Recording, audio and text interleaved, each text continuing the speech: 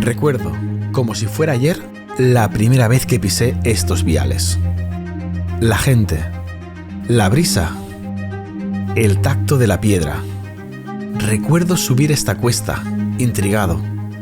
Recuerdo oír el sonido de una bestia dormida acabada de despertar. Recuerdo cómo se me acrecentó el pulso y cómo pedí a mi padre acelerar el paso para ver más de cerca algo que cambiaría mi vida para siempre. Me he preguntado millones de veces cómo apareció semejante criatura en medio de este lugar y qué pasó para que acabara aquí. Por aquel entonces no lo sabía, pero hoy podemos contarlo. Millones de personas del mismo modo que yo ahora mismo han recorrido este camino para llegar hasta aquí, la Plaza Imperial de PortAventura. El motivo: vivir en sus vivas carnes una de las experiencias más intensas que se pueden experimentar aún el día de hoy en todo el mundo, Dragon Khan. Esta bestia de acero rojo y azul con una caída de más de 40 metros, 110 km/h de velocidad y 8 inversiones, fue el fruto de meses de duro trabajo y contratiempos que se explican al mismo tiempo que el lugar en el que nos encontramos, PortAventura. Es por eso que hoy nos disponemos a descubrir cómo algo que desde el primer día estaba llamado a ser el reclamo principal de un parque temático en la Costa Daurada se ha convertido en un símbolo para la sociedad. Cómo funciona y qué puede pasar con ello a partir de ahora que cumple 30 años. Bienvenidos a Dragon Khan, símbolo de una aventura.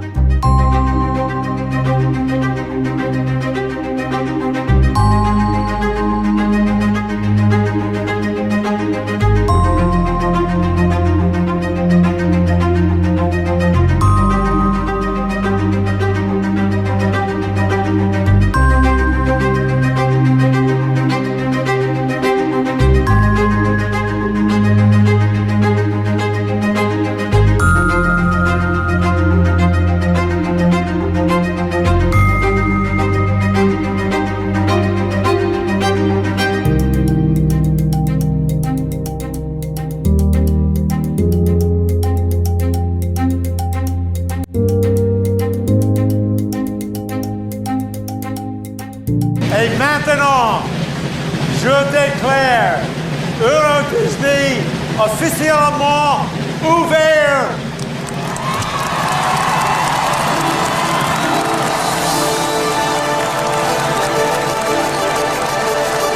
Tenemos que ponernos en aquel momento, ¿de acuerdo? Y yo evidentemente era muy pequeño. Soy plenamente consciente de que hubo un interés por parte de Disney en implantarse no solo en Vilaseca, sino cuando se estaba estudiando la implantación en diferentes sitios, incluso de la península ibérica. Nuestra historia empieza en la década de los 80. Después del triunfo de Tokyo Disneyland, nacido de la asociación entre The Walt Disney Company y la Oriental Land Company, la compañía de Mickey Mouse buscaba un nuevo emplazamiento para construir un castillo alrededor del cual crear otro mundo más de fantasía. Para el público local, Europa ya contaba con varios parques, destacando especialmente Europa Park en Alemania, pero ninguno se había convertido en un destino vacacional con un resort que permitiera a sus visitantes disfrutar de varios días de entretenimiento. Disney fijó varios puntos estratégicos en el mapa, llamando la atención Francia y España. Empezó entonces una carrera por ver cuál sería la localización ganadora. Políticos y empresarios empezaron una guerra para conocer quién se llevaba el gato al agua. En el Estado español, 4 puntos fueron marcados: Santa Pola y Pego, ambos en Alicante, Cabanes en Castellón y la Ametlla de Mar en Tarragona. Además, el gobierno español, encabezado en aquel entonces por Felipe González, quiso incluir en la apuesta la zona del desierto de Tabernas, en Almería. Las ilusiones de la mayor inversión extranjera jamás realizada eran mayúsculas entre la ciudadanía, esperando una lluvia de millones de pesetas y empleos para la población local de unos municipios que, en la mayor parte, se dedicaban a la pesca por aquel entonces. ¡Hombre, sería fantástico! Me haría un hotel. Aquí solo nos han traído nucleares. Esperamos que ahora nos toque una cosa mejor. Ahora sabemos cómo acabó todo. Una propuesta de reducciones fiscales, la promesa de la creación de grandes infraestructuras de conexión junto a la proximidad de París, hizo que en 1985 Michael Eisner, el CEO de Disney en aquel momento, eligiera Francia. Además, la voluntad del gobierno de Felipe González de controlar las negociaciones y desviar los intereses hacia el desierto bajó los ánimos de los directivos americanos. PortAventura nace cuando Disney estaba pensando entre localizarse en París o en alguna zona de Cataluña. Yo en concreto esta zona. Michael Eisner, que era el presidente de Disney, estaba pensando si la decisión era París o era España. Yo creo que, bueno, en aquel momento, como digo, Francia era el país número 1 del mundo por turismo internacional y España todavía no tenía la relevancia desde el punto de vista del turismo internacional. Es verdad que no habían habido las Olimpiadas en Barcelona, en 92, digamos. Tanto Cataluña como España a nivel turístico no era tan potente como lo es hoy, ¿no? Con lo cual Disney decide ir a París y el gobierno catalán decide crear un proyecto similar. Ante la decepción sentida en Cataluña por la oportunidad perdida, el gobierno de aquel entonces hizo suya la máxima de los catalanes, de las piedras hacen panes, y se puso a buscar alternativas. Había que gestionar el despecho de años de negociaciones y responder a una necesidad creada. Así es como nació la voluntad de crear un destino vacacional al sur de Europa que fuera capaz de plantar cara al mismísimo Mickey Mouse. Se decidió triangular varios espacios que pudieran acoger el futuro parque, tanto en la Costa Brava como en la Daurada. Pero el preferido por todos, por terreno, conexiones cercanas, volumen poblacional y proximidad al mar, fue el de la zona de Vilaseca y Cambrils. Cataluña optó a tener un parque Disney en los años previos y al final el concurso o Disney decidió hacerlo en París. Entonces quedó cierta sensación de frustración y se inició este proyecto aquí. Entonces, problema financiero, claro, había que encontrar dinero. Un grupo de empresarios locales, con el apoyo de las instituciones políticas de entonces, fueron a la búsqueda de socios que, por un lado, tuvieran capital para iniciar un proyecto de semejante calibre y, por otra parte, entendieran el negocio de los parques temáticos. Así fue como el presidente de la Generalitat de aquel entonces, Jordi Pujol, junto con una comitiva de altos cargos y representantes, viajaron a Estados Unidos a buscar socios para levantar el primer parque temático de España. De varias empresas interesadas, hubo una que destacó por encima de las demás, Anheuser-Busch. Esta empresa cervecera, nacida en San Luis, Missouri, en 1977, buscaba expandir sus negocios, así como conseguir introducir en el mercado europeo uno de sus productos estrella. El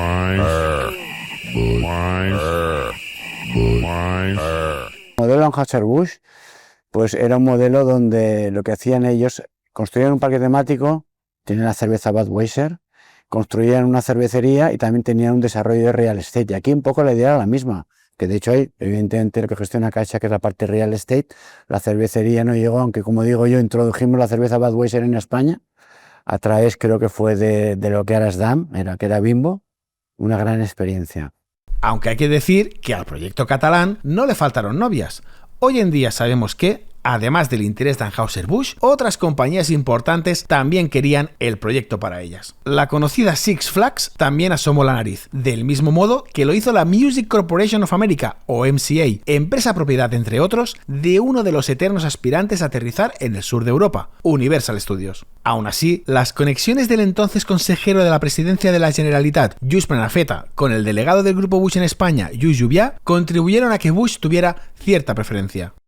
Joan María entró en el ayuntamiento en el año 1983. Era uno de los alcaldes más jóvenes de España en ese momento. Y fue él quien tuvo entre ceja y ceja y se propuso liderar el proyecto. Por eso pidió permiso al presidente Pujol para negociar, como alcalde, con una posible empresa operadora. A través del secretario general de Turismo y del conseller, contactaron con Anheuser-Busch. Un día Joan María Pujols apareció en el ayuntamiento con un plano y lo colocó encima de la maqueta de otro proyecto en marcha, el puerto deportivo de Salou. En ese momento pidió a los técnicos que buscaran 200 hectáreas. Se determinó que los terrenos más óptimos eran las Garrigas, que eran unas tierras yermas porque eran un coto de caza, pero estratégicamente era un lugar clave, ya que se encontraba en una posición central entre Vilaseca, Salou y La Pineda, los 3 núcleos del municipio. Tiempo después nos pidieron que preparáramos un dossier que en aquella época no teníamos los recursos que tenemos ahora. Sobre una fotografía aérea del municipio delimitamos un espacio de unas 200 hectáreas, se organizó la comida en Mascalbó y la visita a los terrenos. Como en la provincia de Tarragona no había copisterías, tenía que subir a Barcelona con frecuencia. Para preparar la visita también alquilamos una flota de 4x4, pero como en Tarragona tampoco había vehículos con aire acondicionado, tuvimos que traerlos desde Barcelona. Se diseñó un itinerario que pasaba por la Plaza Europa de Salou, una plaza que históricamente ha contado con banderas europeas. Pero para el día de la visita de Anheuser-Busch se cambiaron por banderas americanas para dar la bienvenida a la comitiva. Una de las cosas que los americanos valoraban era la seguridad. Para dar una buena imagen, el ayuntamiento activó las 4 unidades motorizadas de la policía local. ¿El problema? Pues que solo había 4 motos. Así que para ofrecer esa buena imagen, a medida que la comitiva iba pasando por las calles, se encontraban las esquinas cortadas por la policía para dejarles paso. Una vez habían pasado por una esquina, la policía iba rapidísimo por las calles paralelas para cortar las siguientes calles y crear la ilusión de que se había cortado todo Vilaseca para ellos. Para la recepción en Mascalvo contamos con personas del conservatorio como Enriqueta Tarrés, que cantó acompañada de un piano de cola. Y la comida corrió a cargo de Casa Font de Salou. Mascalvo es del siglo X, siglo XI. Claro, tú llevas ahí a un americano cuya historia tiene 300 años y se alucina. Entonces se buscó un lugar emblemático, se buscó buena cocina, se alquiló una cubertería de plata, se ofreció una imagen de prestigio, se consiguió transmitir valores, que era algo que Anheuser-Busch también consideraba importante. Al final, los americanos quedaron encantados y la visita fue un éxito.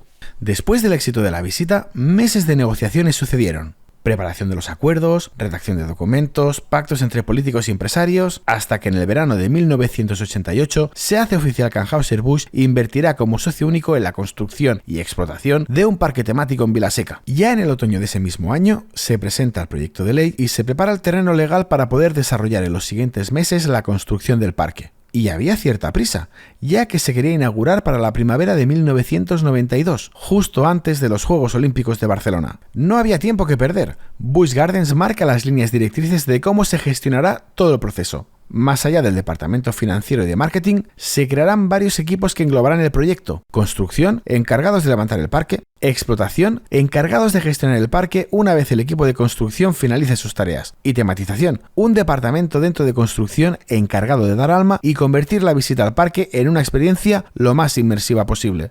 Para convertir esa idea en realidad, se empieza a buscar quién diseñe el parque, y Anheuser-Busch decide no buscar demasiado lejos de casa. El bufete de arquitectos Peckham, Guyon, Albers & Bates Incorporated, o PGIB, es el escogido. La misión, crear con 30.000 millones de pesetas un parque que sea capaz de plantar cara al que se estaba construyendo en París. El encargo que teníamos era construir un parque. Nos enseñaron una mesa con muchos planos y los financieros dijeron, ya se puede construir. Cuando miramos los planos realmente no era un proyecto ejecutivo y tuvimos que empezar a redactar el proyecto para que fuera construible y a marcar la estrategia de construcción y de diseño.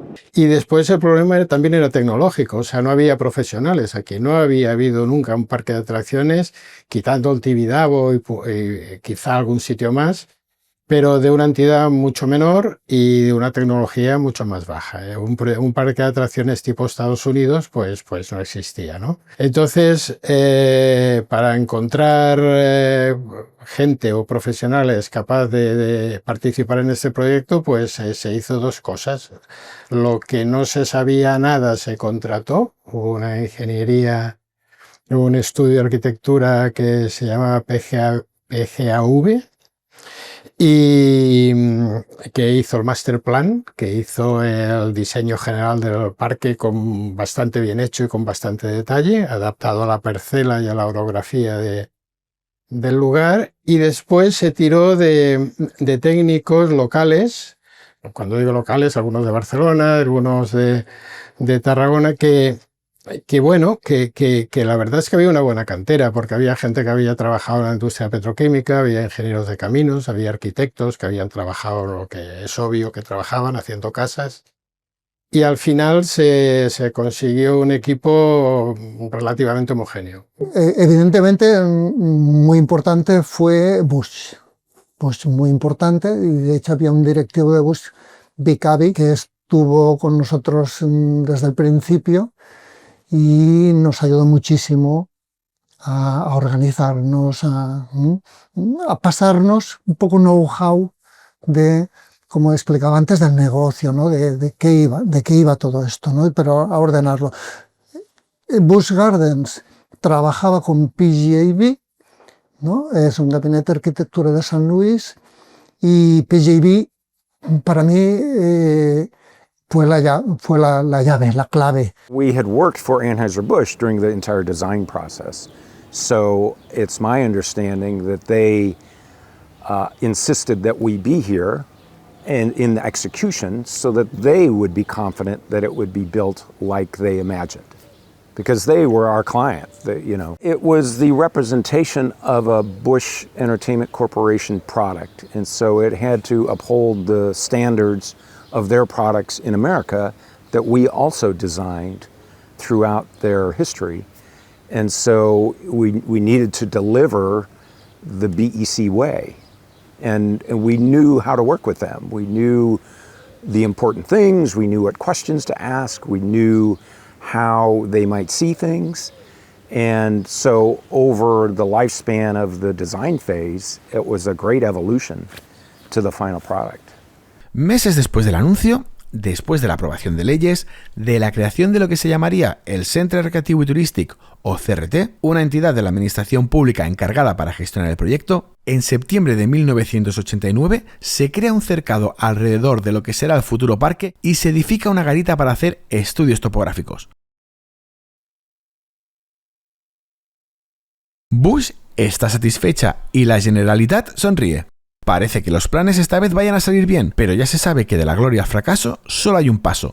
Nadie contaba con que en el municipio de Vilaseca empezó a cocerse años antes un movimiento segregacionista para separar Salou del término municipal, dando la casualidad que una parte de los terrenos que reclamaban los segregacionistas coincidían con los otorgados al CRT, es decir, al espacio designado para construir el parque. Sí, a ver, pasaron varias cosas que luego han tenido una relevancia muy importante para el proyecto. Cuando viene Anheuser-Busch, claro, tú imagínate, en 1988 cogen un proyecto, son 800 hectáreas de terreno, por lo tanto un proyecto muy grande en superficie, y estaban en un municipio que se llamaba Vilaseca-Salou.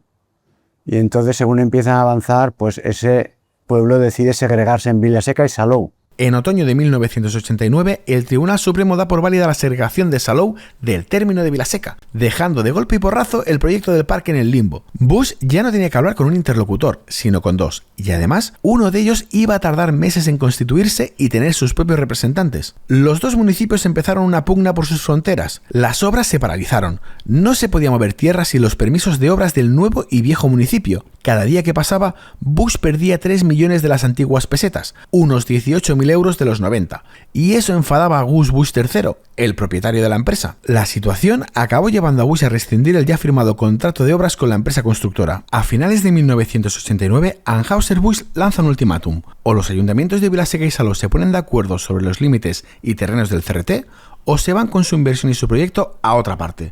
Pasaban los días y el acuerdo no llegaba, pasando la pelota de un bando a otro. Finalmente, la Generalitat, también harta de la situación, decide intervenir y amenaza con fijar ella los límites de los dos municipios. La situación llegó hasta el punto que en septiembre de 1990 Busch empezó a comunicar a los medios que se retiraba del proyecto. El gobierno de Pujol, ante tal escenario, viaja de nuevo a Estados Unidos y presenta una nueva propuesta: buscar capital catalán y español para hacerse cargo del peso financiero del proyecto. Busch se encarga de la inversión inicial, la tecnología y la experiencia en diseño y gestión, y los socios catalanes de poner el dinero encima de la mesa. Esa propuesta en extremis salvó el parque, anunciando solo unos días más tarde de esa propuesta la entrada de Tibidabo S.A. como socio mayoritario, aportando el 80% de la inversión. Tibidabo S.A., encabezado por el empresario Javier de la Rosa, busca, además de su capital, otros socios que quieran invertir, llegando a contactar con compañías que se habían interesado previamente y nuevas, como Warner Bros. Mientras tanto, se fusionan empresas para dar paso a Gran Tibidabo. El holding contendría Gran Península, la empresa que desarrollaría el proyecto del parque, que en aquel momento se llamaría Tibi Gardens. Parece que el bache se ha salvado. En abril de 1992, a pocos meses de los Juegos Olímpicos, se celebra la colocación de la primera piedra en un evento al que asistieron los principales implicados del gobierno catalán, de la Rosa, y representantes de Anheuser-Busch como Randolph Baker. En este evento se hace público el masterplan de Tibi Gardens. Todo un campo de olivos, como quien dice, ¿no?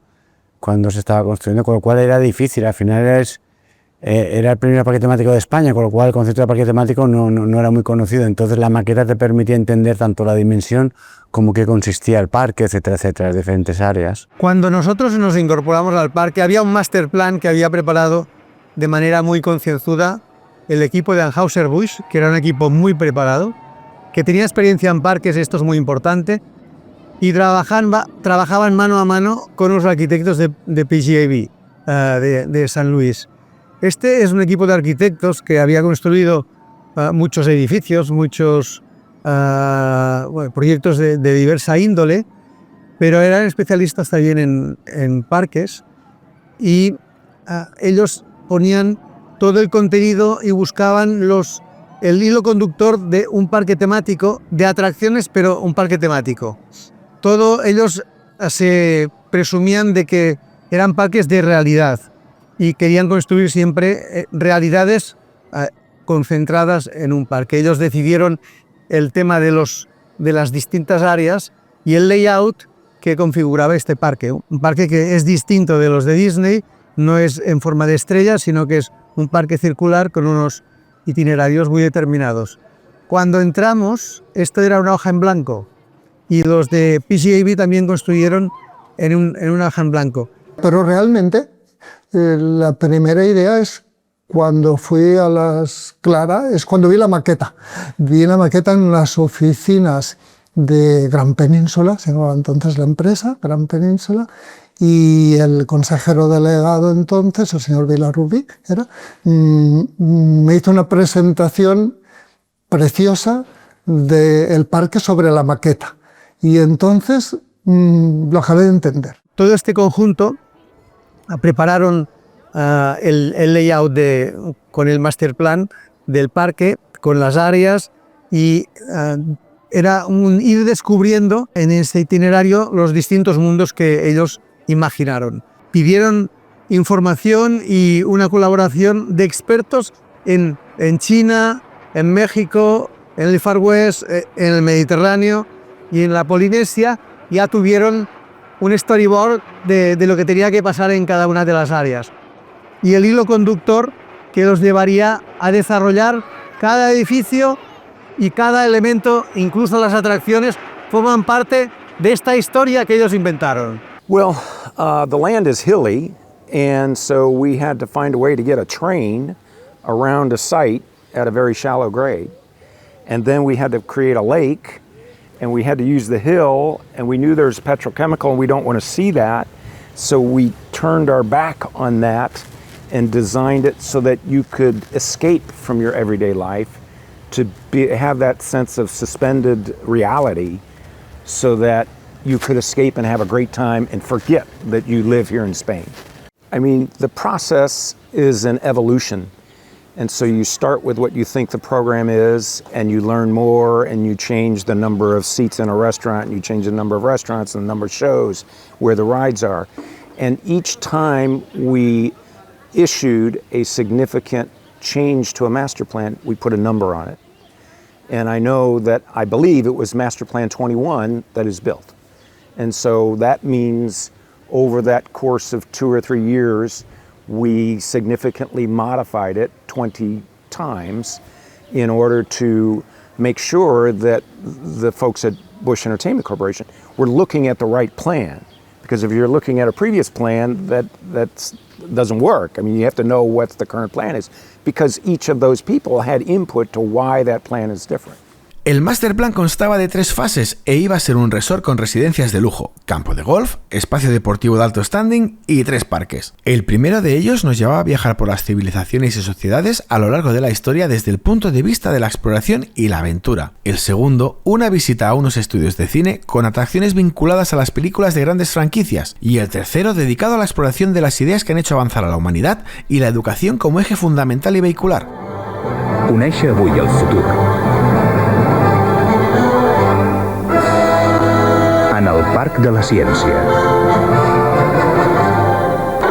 En resumen, algo parecido a lo que años más tarde ha sido Islands of Adventure de Universal, un Hollywood Studios de Disney y un Epcot. Se daba así el pistoletazo de salida a unas obras que se iniciarían pocos meses después de hacer una búsqueda de personal válido para desarrollar tal empresa. Para ello, Busch decidió llevar a algunos de estos empleados a familiarizarse con el concepto de parque temático, incluso antes de tener firmado el contrato de trabajo. Todo PortAventura, la dificultad que quizás se nos presentó era desconocer que era un parque temático de estas dimensiones. Esto era algo que en Europa solo existía o era muy conocido Disney. Habían otros parques que después han sido muy populares, pero que en aquel momento no gozaban de popularidad y por lo tanto prácticamente en España se desconocían.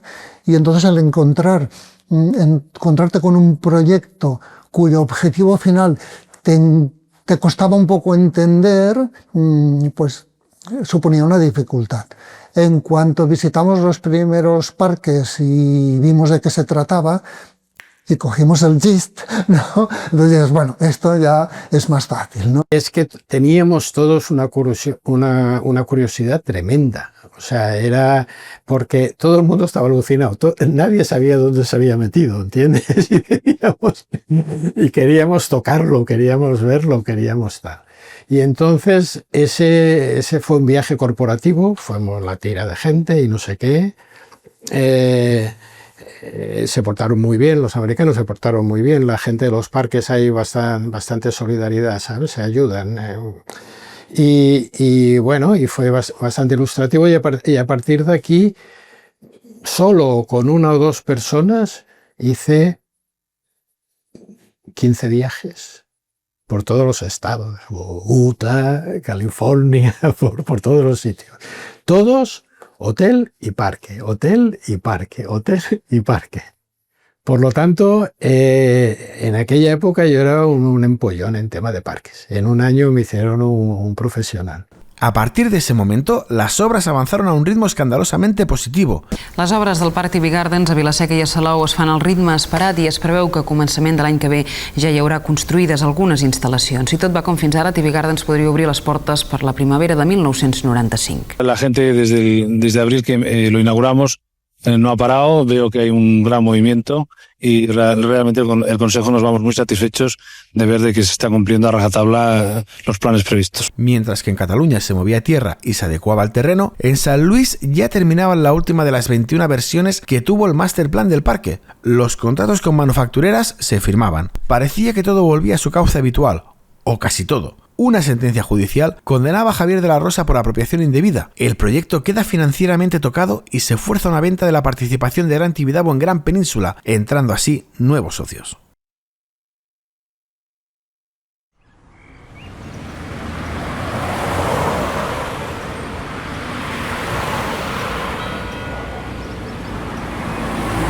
My name is John Wardley. And I was a director of a company called Tussauds Group Park Developments that became involved in the original development of PortAventura. Originally, we heard that there was a potential theme park going to be developed in Spain, and it was going to be a joint venture between a Spanish consortium and an American consortium. The Americans being primarily Busch, who had developed Busch Gardens in America, together with their consultants, and a group of Spanish both financiers and the amusement park in Barcelona, Tibidabo, and it was felt that there needed to be a cultural bridge between the two parties. Nosotros desde el principio, por las dificultades que había habido en la gestión financiera y administrativa, decidimos que toda la construcción se haría siguiendo estrictos criterios de concurrencia y de transparencia. En criterios los americanos no trabajaban tanto así, ellos ya tenían proveedores fijos y venían con esta atracción, la tiene que hacer Arrow, la tiene que hacer Mac, la tiene que hacer el que sea. Esto no casaba con los criterios de lo que he dicho, de concurrencia y de transparencia que nosotros nos propusimos para el bien del proyecto. Entonces, aquí tuvimos alguna divergencia de gestión, pero que hablando lo pudimos solucionar. It was very obvious when we got out there that it was going to be a very, very special project. It was going to be on the perfect site in terms of the climate and visitor numbers and so on. When we got there, it was a gigantic dust bowl of a site. There were just excavations taking place. There was virtually no concrete being poured at that point in time. And I was given all the the documents relating to the rides and the attractions and the layout of the park. Con la venta de la participación de Gran Tibidabo en el proyecto TV Gardens, el peso específico de las empresas que formaban parte cambió. Ahora, la carga financiera recaía sobre el grupo Tussauds, con un 40% de la participación. La Caixa también entró a formar parte con un 33% de la sociedad. Anheuser-Busch mantenía su 20% y la eléctrica FEXA entraba con un 7%. Ante este nuevo paradigma y con la voluntad de desvincularse totalmente de la Rosa, se contactó con algunos escritores catalanes como Josep María Espinàs o Vicenç Villatoro para rebautizar el parque. Varios nombres se barajaron: Odisea, Port Diversa, País de las Maravillas, Itinerarium, Sin Culturas. Finalmente el nombre PortAventura es el escogido. También se contactó con la agencia de diseño barcelonesa Associated Designers, responsables del diseño del pebetero olímpico de Barcelona 92, para crear la imagen del ya famoso Sol con 5 satélites orbitando alrededor. Estos iban a representar las 5 civilizaciones que podrían visitarse en el parque: Cataluña, finalmente renombrada como Mediterránea, Polinesia, México, el Far West y finalmente China. Yo recuerdo una mañana cuando nos decía, oye, ya tenemos logo y tenemos nombre para el proyecto. Y me acuerdo que había un cartel enorme, estos de publicidad enormes, y estaba todo tapado. Y de repente una mañana arrancaron el papel y salió el logo PortAventura, ¿no? Y todos nos quedamos como súper sorprendidos, ¿no? Un sol, las 5 bolas, los 5 mundos y PortAventura. En el primer momento nos chocó, luego enseguida la verdad que nos encantó. Pero para poner la guinda al pastel de todo este nuevo diseño de marca, se busca hacer algo que quede en el imaginario de la gente para siempre. La Orquesta Sinfónica del Vallès, encabezada por el famoso compositor catalán Josep María Bardagí, fue la encargada de crear uno de los himnos más famosos que cualquier aficionado a los parques temáticos puede conocer.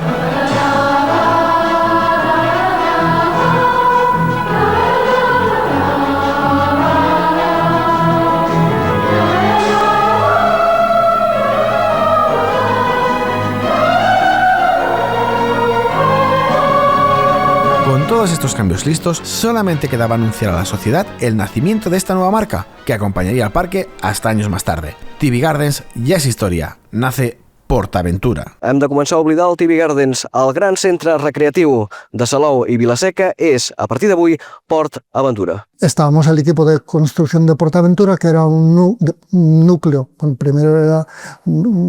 cuando nos llamamos a PortAventura, ¿no? Que era un núcleo relativamente pequeño, y después había muchísimas personas en el equipo de construcción que eran contratados a Cerelan, una gran ingeniería, pero que todos formábamos un equipo, es decir, no importaba si estábamos contratados por PortAventura o por Cerelan o por Terce o por otras compañías, es decir, unas compañías. Todo esto formó un equipo de construcción que nos entendimos muy bien porque teníamos un tiempo limitado. Sabíamos que teníamos aquellos 3 años y en 3 años teníamos que acabar. Si no acabamos era un fracaso.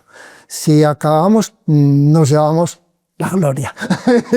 Los días se sucedían tanto en Vilaseca como en San Luis. Mientras unos movían tierras, los otros ultimaban los detalles de diseño del parque, cómo iba a ser internamente, cómo iba a moverse el visitante por él, qué atracciones iba a tener y concretar qué tematización y en qué grado iba a tener cada una de las distintas áreas del parque. Para la tematización, el equipo de PJB dibujó las líneas directrices. El bufete se encargaba del master plan y la dirección, pero para la ejecución y la resolución de pormenores se contaría con un equipo propio en PortAventura, formado por una delegación americana de PJB y trabajadores locales contratados para lograr el mayor grado de proximidad y entendimiento con el futuro visitante. El trabajo que habían hecho de tematización en todas las áreas fue extraordinario. PJB tuvo además siempre arquitectos destacados durante la fase de proyecto. John Kemper, Randall Spoor, fueron extraordinarios, de una ayuda tremenda para todo.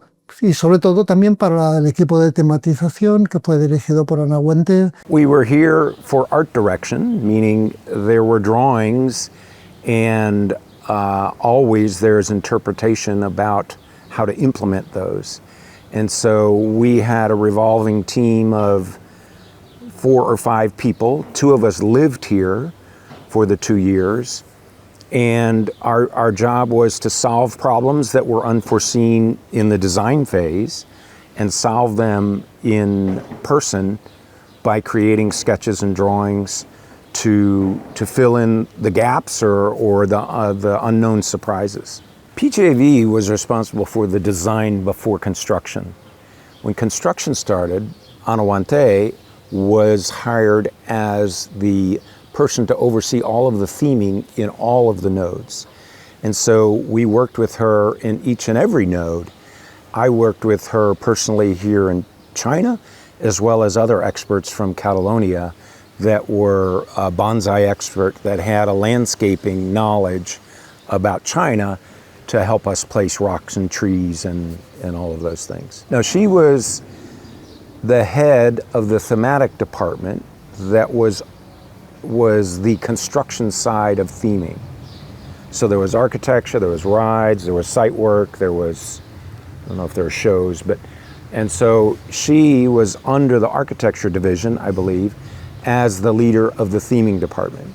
And we interacted with her very closely to explain what we meant when they didn't understand something on the drawing. They put together the documents for purchasing each and every single little item. Parte del equipo que entró era un equipo que ya había trabajado en la Barcelona Olímpica del 92 y yo también había trabajado en el desarrollo y la construcción de la Vila Olímpica. Entonces, parte del equipo, cuando vieron que necesitaban gente, pues nos llamaron a los que ya nos conocían. Y la verdad es que lo dejé todo para venir, porque venía de un gran proyecto como fue la Vila Olímpica del 92 en Barcelona. Y claro, siempre un gran proyecto, tú sabes que empiezas, sabíamos que duraría 2 años y medio y esto siempre es un reto. Hasta yo donde sé, los equipos norteamericanos de arquitectura fueron los que lo hicieron y nosotros seguimos al pie de la letra todo lo que ellos habían dibujado, con una diferencia, que nosotros lo hicimos constructivo real. O sea, ellos lo dibujaron que podía ser una tramoya de un teatro, una escenografía, y nosotros que veníamos de un mundo de la construcción teníamos claro que esto tenía que aguantar el paso de los años, el viento no se podía llevar una cubierta, entonces hicimos todo el parque como muy real. Este parque iba a contar con 5 grandes áreas que representarían el viaje por antiguas civilizaciones. Para saber cuáles eran las que el público local podía desear visitar, se hizo un estudio que determinó que las áreas serían las que hoy día conocemos: Mediterránea, Polinesia, México, China y el Far West, descartando otras y haciendo cambios sustanciales en estas para adaptarlas a los gustos de los catalanes. Before I got involved, there was a research effort to see what the Spanish people would be interested in. And so we did focus group studies of various places around the world. And so the 5 that are here are 5 that happen to be all touched by the Spanish culture over history and were the ones that Spanish people were interested in visiting or knowing more about. And so, for instance, one of the ones that didn't make it was Egypt. We did a concept for Egypt, and the Spanish said no, that it ranked poorly on the studies, and so therefore we didn't do it. In 1989, Bush Entertainment Corporation bought the SeaWorld parks in the United States. And so one of those plans had a killer whale show stadium in it. It was in Polynesia. We designed the orientation of the theater, the number of seats, the pools, the LSS, the shade cloth, all of that as a major show like this Imperial Teatro, and to compare with the major rides and shows. And ultimately it was not selected to go forward because it didn't make sense. I don't remember the exact reasons, but it did not make sense. It could have been cost, it could have been cultural acceptance, it could have been animals unavailable, who knows, but there was a plan that contained a killer whale show.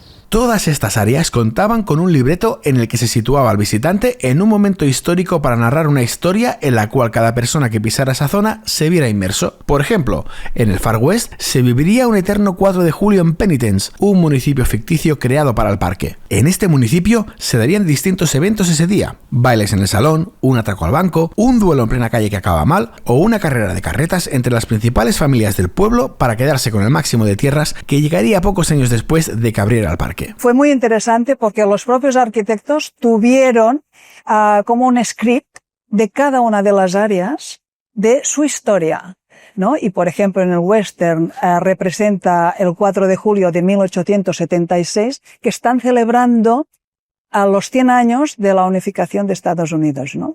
Aquí en China también el script era muy interesante porque es la época 1000 años antes de Cristo, el emperador que tiene su...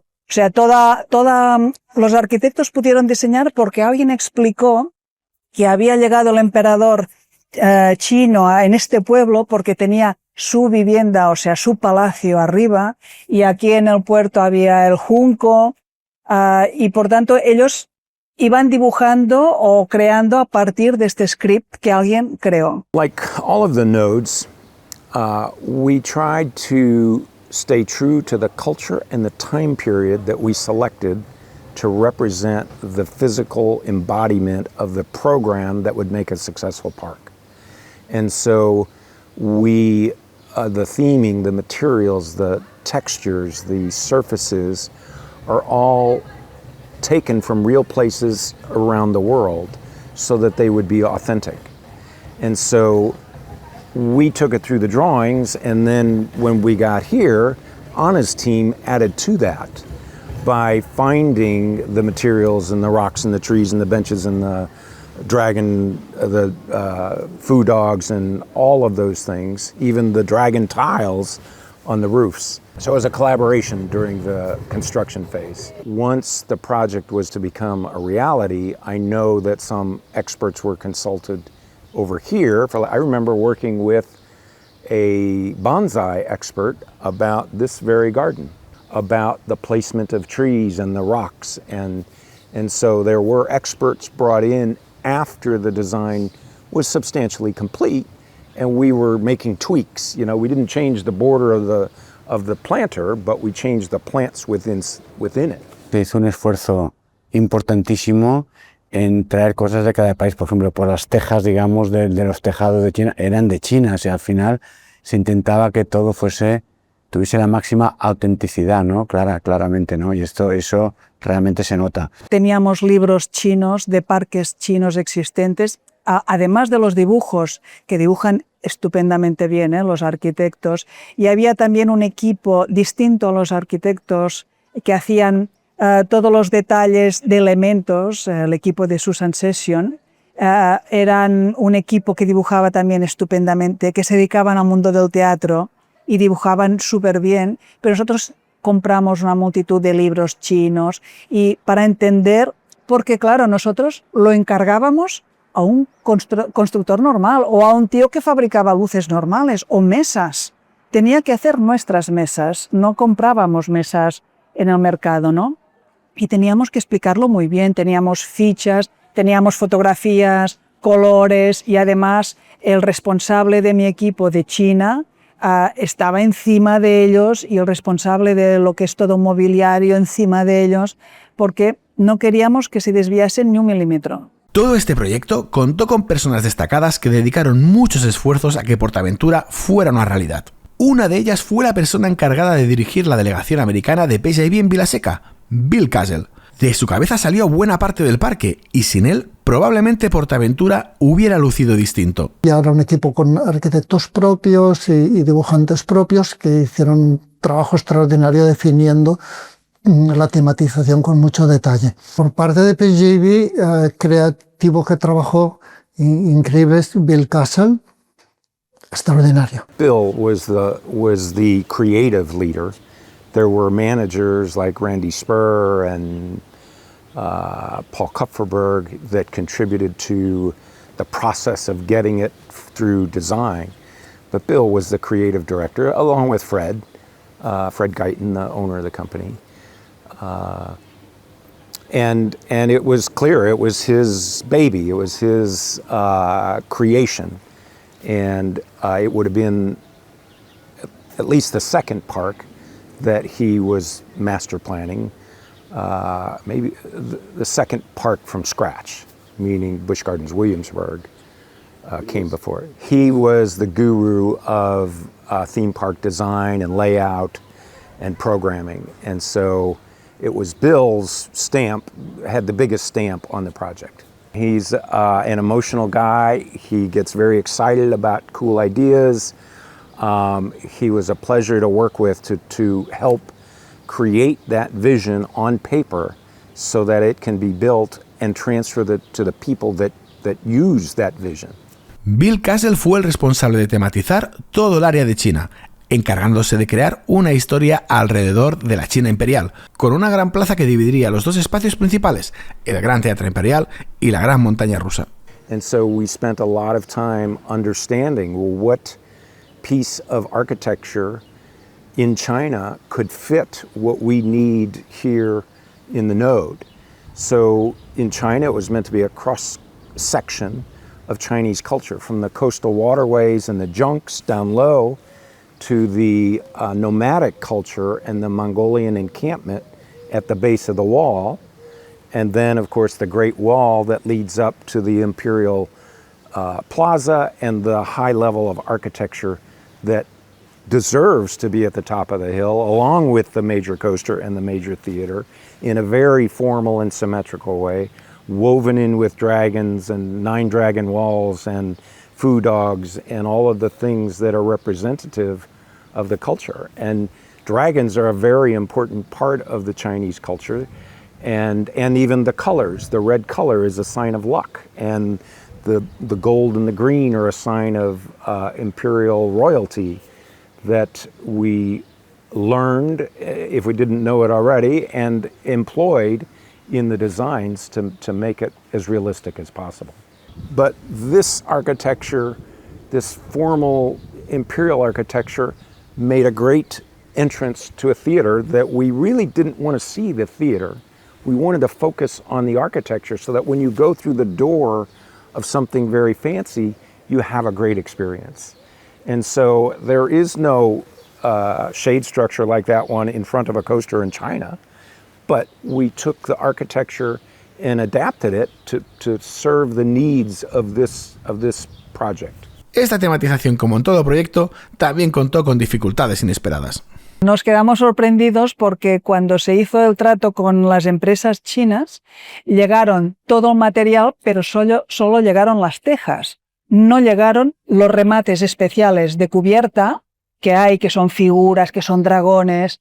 Todo esto no llegó. Y nosotros, claro, dijimos, hombre, falta esto. Dijeron, pues va a ser que no. ¿Cómo que va a ser que no? Pues tendremos que renegociar el contrato. Esto es una manera china de hacer negocios que aquí nos sorprendió porque en Europa no hacemos este tipo de negocios. Cuando tú cierras con todo, ¿no?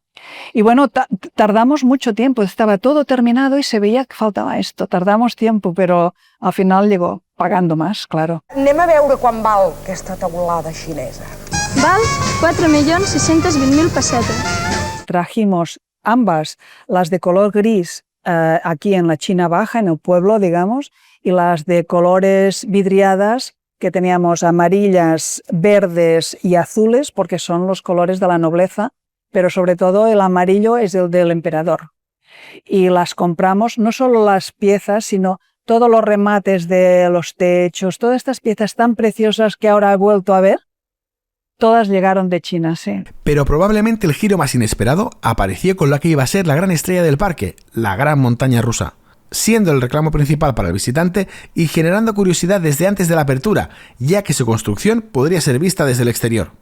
Esta atracción de riesgo convencía mucho a los directivos, hasta que alguien vio que tal reclamo podía ser menos atractivo si se tomaban malas decisiones.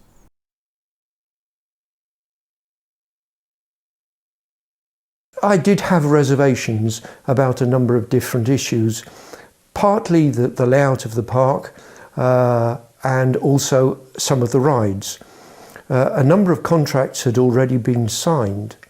The Tatuki Splash Ride, that contract had been signed with Intamin and also for the Rapids Ride. And I believe a contract had been signed with Arrow for the Runaway Train Ride. The runaway train, the layout seemed a little illogical to me, but the contract had been signed.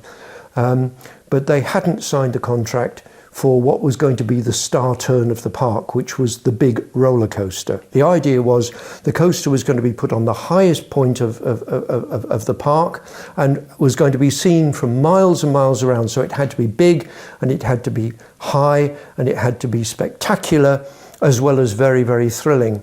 So that was the main criterion. The problem was they had proposed to have a clone of a ride that had been built in Busch Gardens in Williamsburg, Virginia, which the main selling point, the main feature, was a pair of interlocking loops. And this had always been marketed with the image of two trains simultaneously going through these interlocking loops. And that looked very spectacular indeed. But the problem was that seldom happened because you had to dispatch the trains at exactly the right time. And perhaps only once an hour would you ever get a pair of trains simultaneously going through the loops together. And also, by taking more or less the same layout as the Loch Ness Monster, which had originally been designed for the existing topography of the site at Williamsburg, and plonking that on a hilltop in Spain, I didn't think was the right approach at all. I felt it was the wrong ride. In those days, Arrow Incorporated was a major player in the ride industry, and it made sense to think about them as the capability for this coaster. As time passed, Walter Bolliger and Mr. Mallard left Intamin and started their own company, were building coasters, and when it came time to issuing the RFP, they both gave a price and a design, and it made sense to go with B&M because Arrow was already going to do the Mine Train and the Flume Ride, and it could have represented a risk to have three major rides from one manufacturer, especially if you're trying to meet a firm deadline. So it made sense wherever the suggestion came from or came out of the process of evaluating the proposals from each of the manufacturers. And that as Busch Entertainment looked at the proposals and seeing that Arrow would be doing three and B&M is perfectly capable to do a great coaster, why not mitigate our risk and have B&M a proven, by then proven entity to do the big coaster. And for me personally, that made sense because to me, Arrow coasters had more columns and less, to me, the B&M coaster is more ribbon-like that analogy, and fewer columns to accentuate those profiles instead of having more things that meet the ground that sort of make it fuzzy. Frente a la venta de un producto, el cual su principal atractivo era algo que no iba a pasar, John Worley y parte del equipo de construcción y diseño de PortAventura tuvieron una idea que sería fundamental para los siguientes 30 años de vida del parque. El problema, el tiempo corría y debían, en un plazo extremadamente corto, diseñar, tematizar y edificar algo distinto.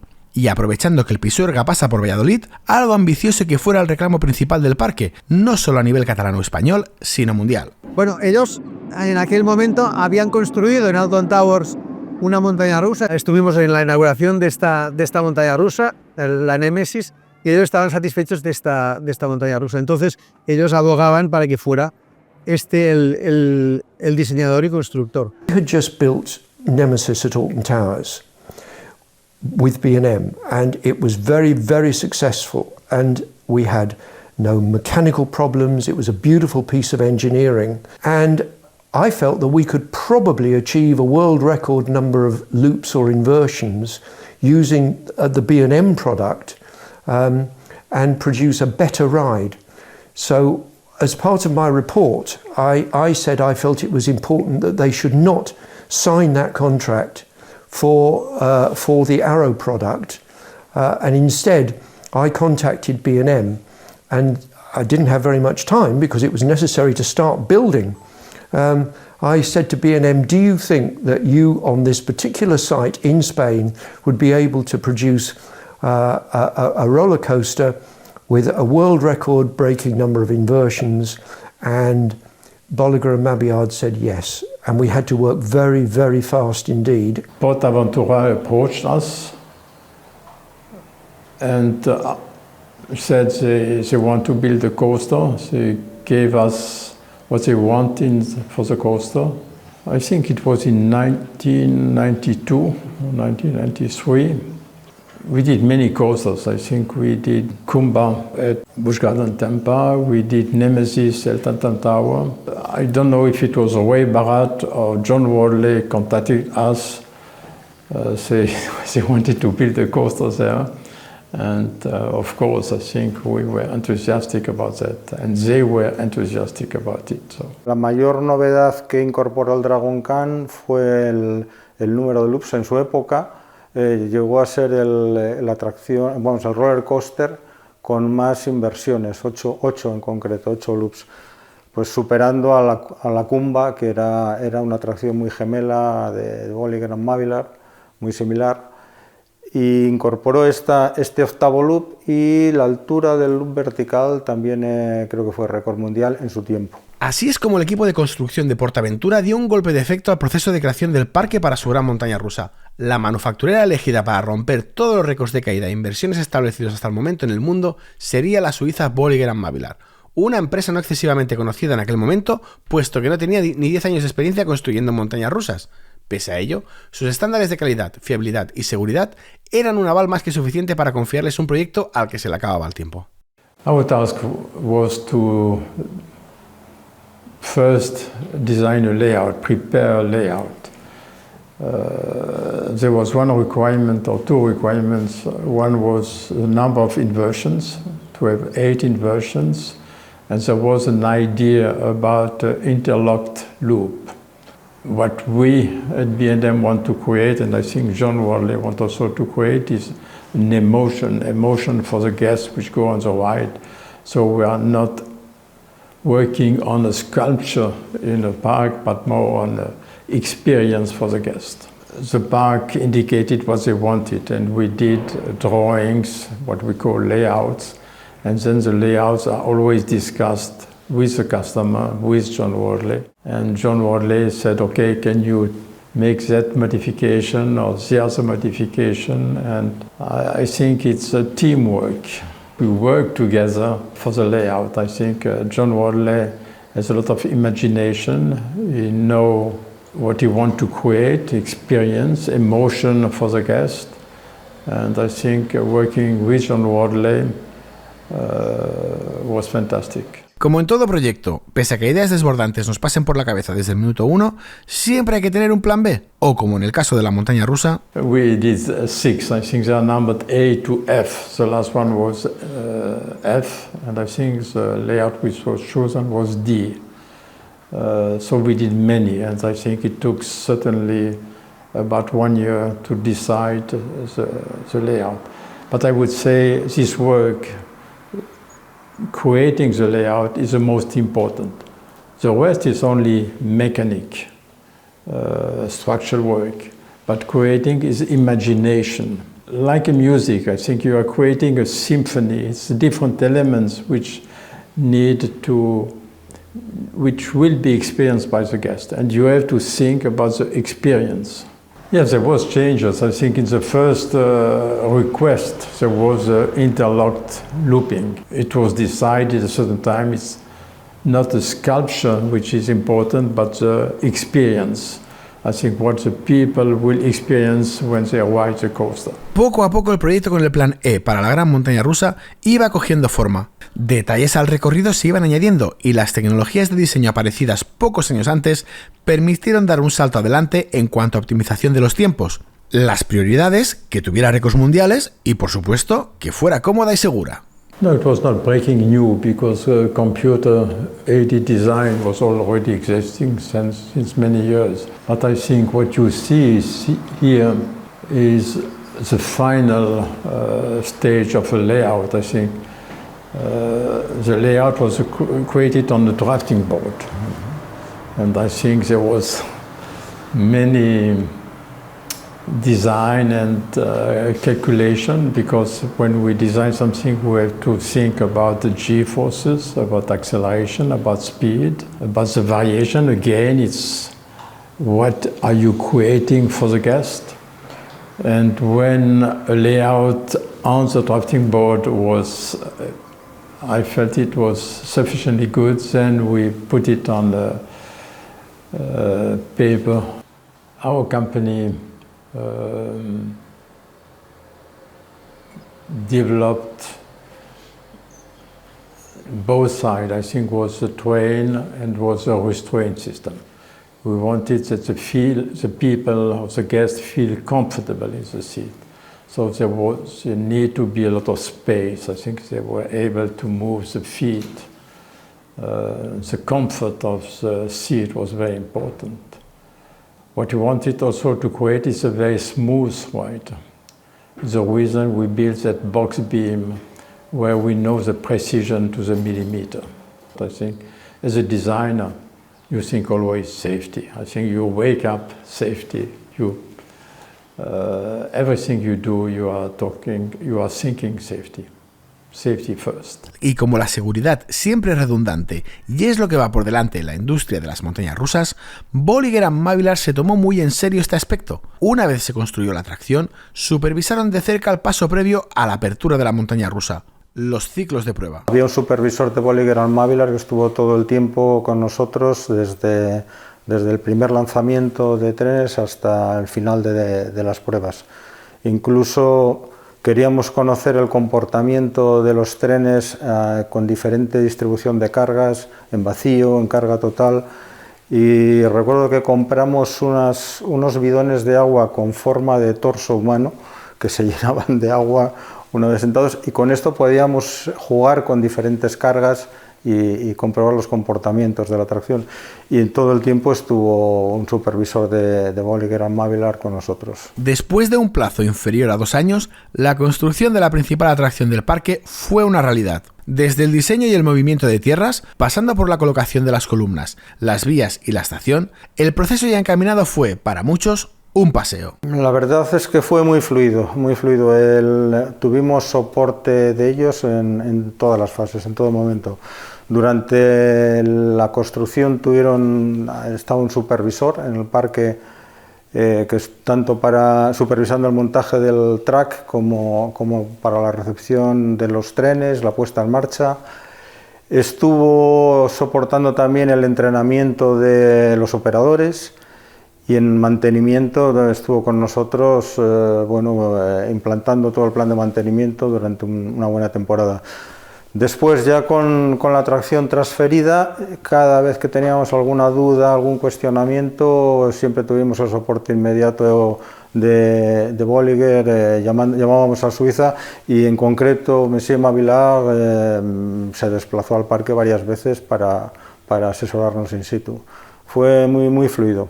Incluso la documentación que nos dejaron, las copias de los programas de control, fue algo ejemplar, algo que no vi en otros fabricantes. Aunque es cierto que hasta en los paseos más agradables siempre puede aparecer alguna piedra en el zapato, por pequeña que sea, especialmente si eres totalmente novato en el negocio de los parques temáticos.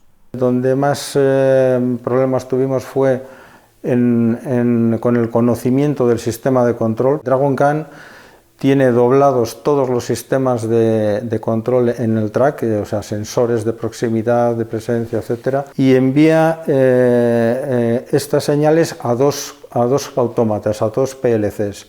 Esto era una novedad en la época. Y cada PLC supervisa la información del otro. Entonces, si algo no concuerda, aquello se para. Tuvimos algunas dificultades al principio sincronizando los 2 PLCs. En esto tuvimos también la ayuda de B&M, que desplazó un técnico, pero fueron las primeras semanas. Después de ahí ya no dio ningún problema, y cuando hacíamos las revisiones mayores en invierno, todo se encontró según lo esperado. Nunca tuvimos sorpresas con el Dragon Khan. Esta gran montaña rusa que se estaba construyendo debía ser genuinamente china a nivel de tematización, aunque no fuera tarea fácil. La tematización de una montaña rusa se basa en los elementos que tenga alrededor, no en ella misma. Es por eso que los creativos y tematizadores del parque tuvieron auténticos quebraderos de cabeza para buscar elementos que fueran tematizables. Después de un tiempo encontraron la tecla a tocar. El edificio de entrada, los colores, la iluminación nocturna y la forma de la estructura serían los elementos a customizar para dar esa tematización auténticamente china.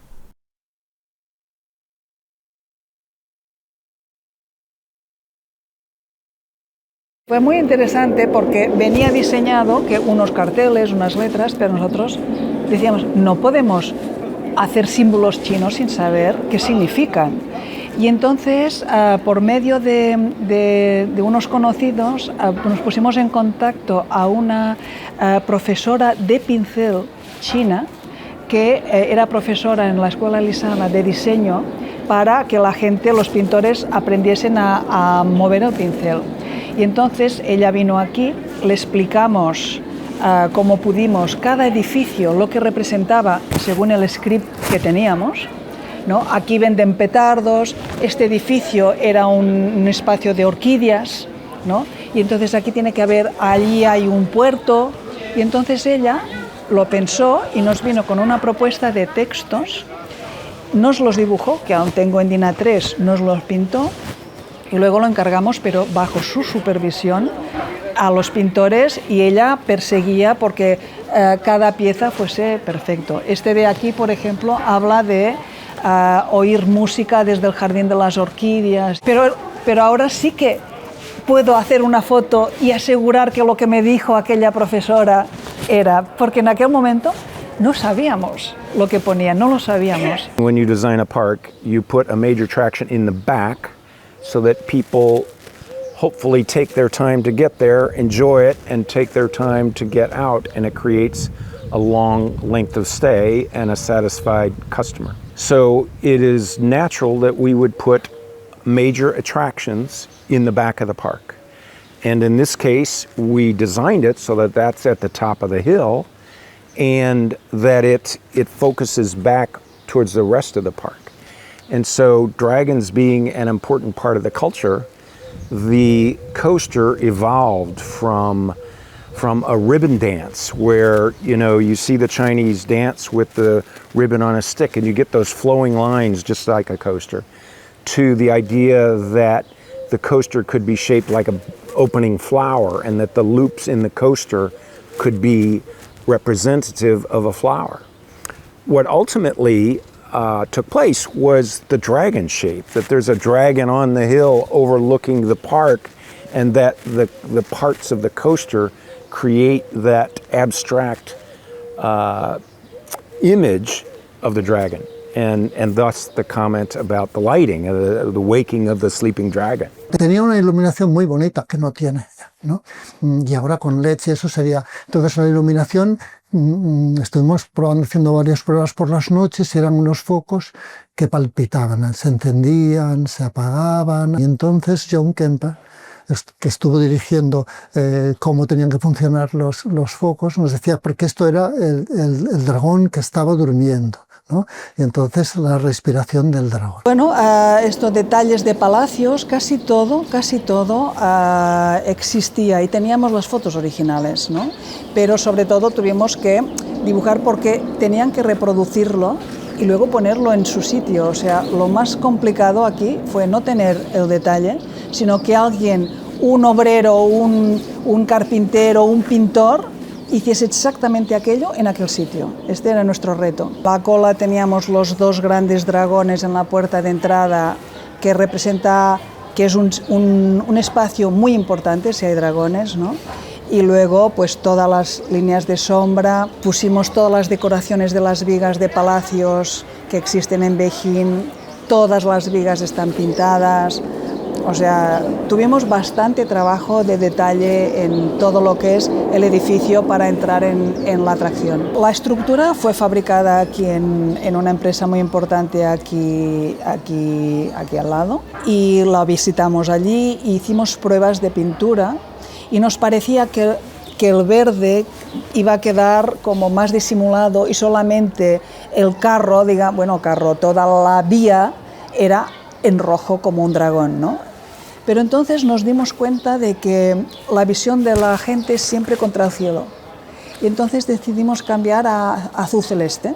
Y cambiamos el color, o sea, tomamos la decisión de hacer su azul celeste. Y ahora, volviéndolo a ver, estoy satisfecha de estos colores. Me gusta. Continúa gustándome igual como me gustaba. Ahora solo faltaba el remate final a todo, el nombre. El equipo de marketing junto con el de tematización se encontraron con algunas dificultades. Muchos de los nombres pensados para las principales atracciones del parque estaban ya cogidos, así que decidieron añadir el nombre genérico del modelo de atracción para esquivar problemas legales posteriores. Para el naming y la historia detrás de la atracción principal no hubo tantos problemas. Se buscó algún elemento que fuera propio de la cultura china y se unió a uno de los episodios históricos más remarcables de la antigua Asia. The layout of the park had placed the big roller coaster at the highest point of the site, which just happened to be within the Chinese area. And therefore, the ride would have to have a Chinese theme and a name that was appropriate to that theme.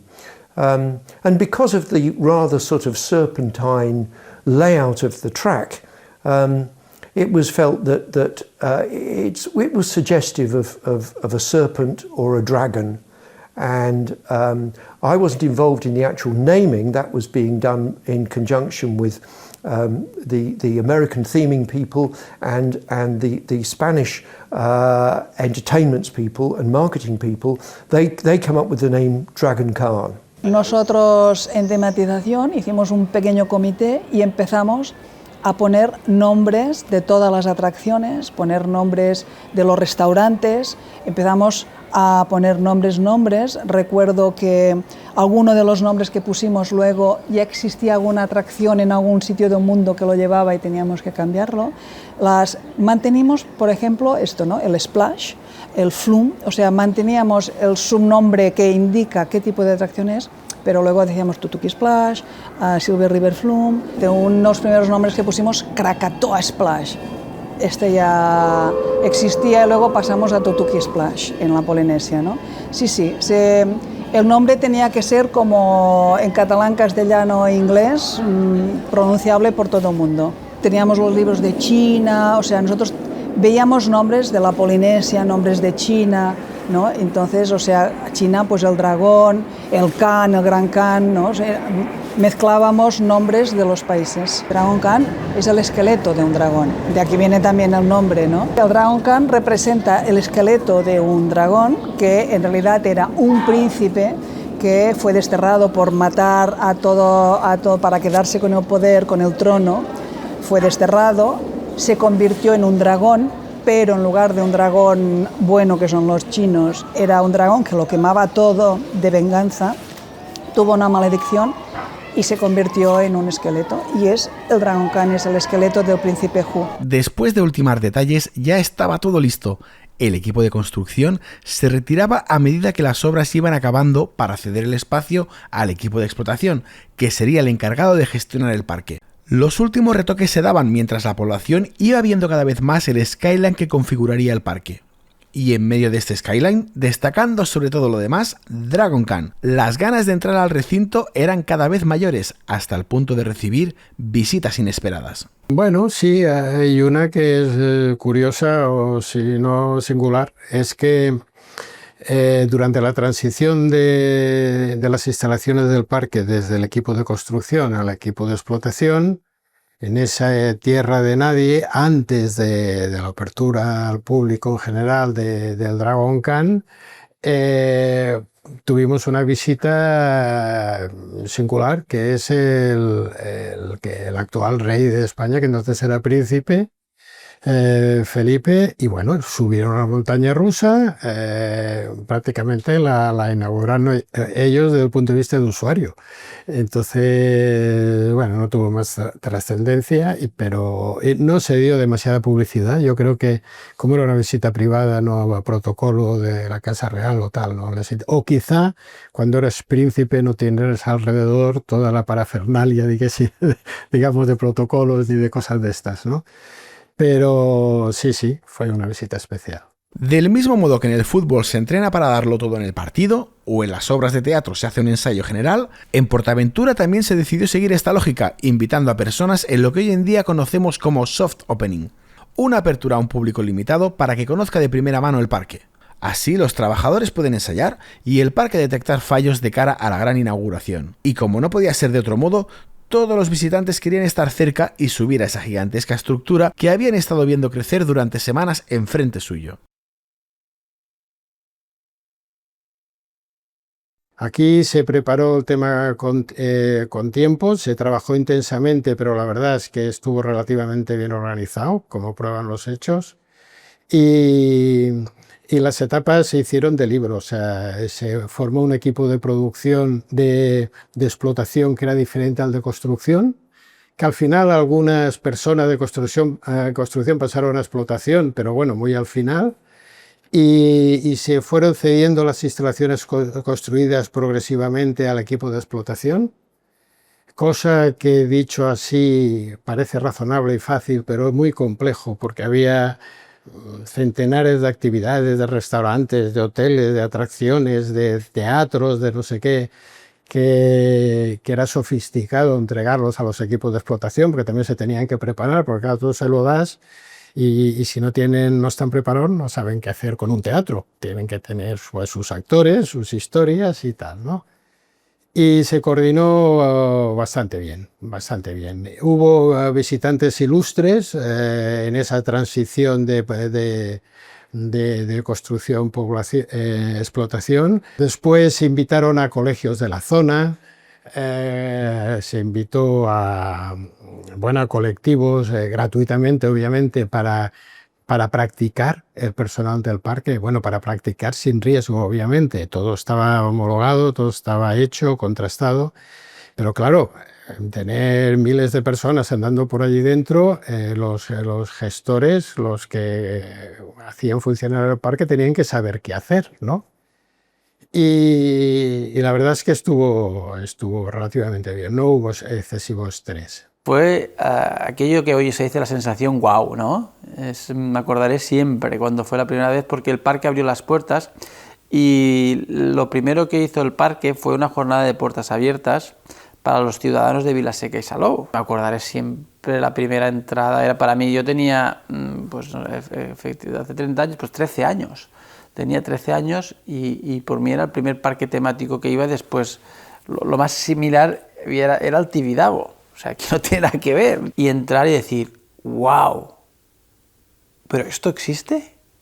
Esto, de este parque que hemos estado hablando, todas las noticias, superó todo lo imaginable. Lo que veía desde fuera, que era la montaña rusa, quedaba totalmente tapado por la tematización, ¿no? La Mediterránea, el Far West, ver el lago con todo aquel relieve que representaba el Gran Cañón del Colorado, con toda su vegetación, con todos sus detalles en la tematización, y aquel día fue el día que evidentemente todos teníamos como objetivo subir a aquel cacharro rojo con pilares azul, que nos había dejado todos impactados durante su construcción. Durante las semanas previas a la inauguración oficial, el parque quiso poner a prueba su capacidad de gestión. Hoy en día el término soft opening es más que familiar dentro del mundo de los parques, pero por aquel entonces, abrir unos días antes para probar el funcionamiento con visitantes de la zona era terreno inexplorado para el equipo de explotación de PortAventura. La primera inauguración no fue una gran inauguración porque primero se hace soft opening, ¿no? Es decir, se testea y se busca público de cierta confianza, ¿no?